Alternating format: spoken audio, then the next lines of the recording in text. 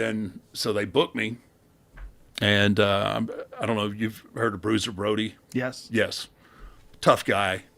In anybody's standards back then, especially, is my first match, right? So now I'm a pretty respectful guy, and I'm sure in any industry, even when a new comic, you pay respect to the older guy. I mean, that's just the way it should be, and the way it really was back then, especially, in our business. You didn't say much, you spoke when spoken to, kind of deal. And so I'm Bruiser Brody's my first professional match, right? So Wow. I don't know, I'm 20, 21 maybe, and I'm in the ring and I'm looking at him. I'm like, fuck, I'm bigger than he is. This is the shit that's going on in my head, right?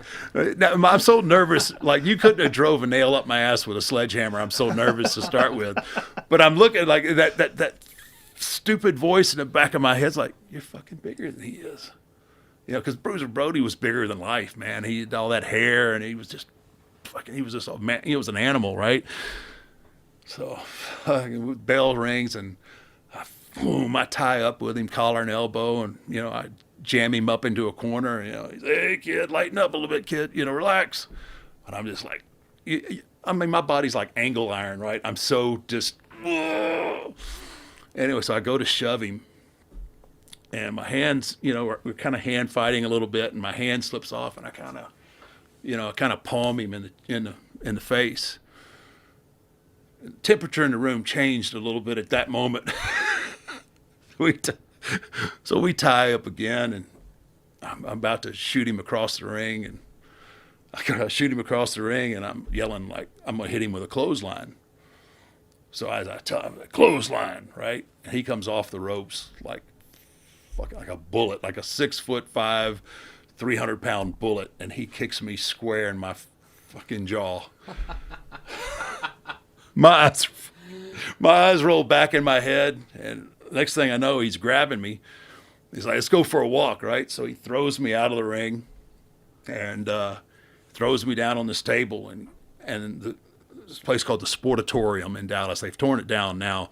But they had the folding chairs they were metal, but then they had the wood slats.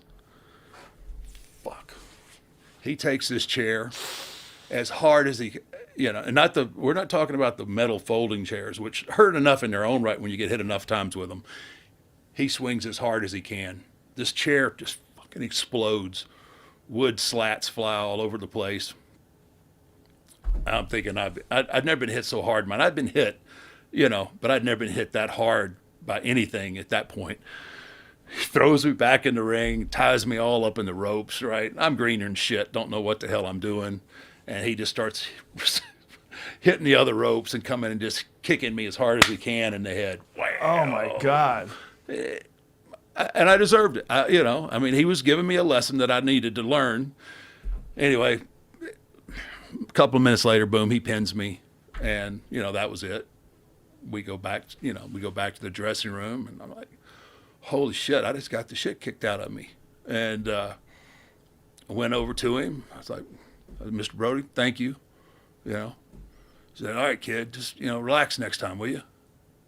And I was like, yes, sir. I just appreciate, being in the ring with you. And, went back off in my corner to kind of gather where I was. And, and I could, over him telling the promoter, he's like, fuck, you ought to book this kid some more. They were trying to find someplace else to send me. He said, that kid's going to be something. And, but, at the time, I was too green. I didn't know what the fuck I was doing, so I had to go somewhere else. But that was my first introduction into wrestling, and I got thumped pretty good.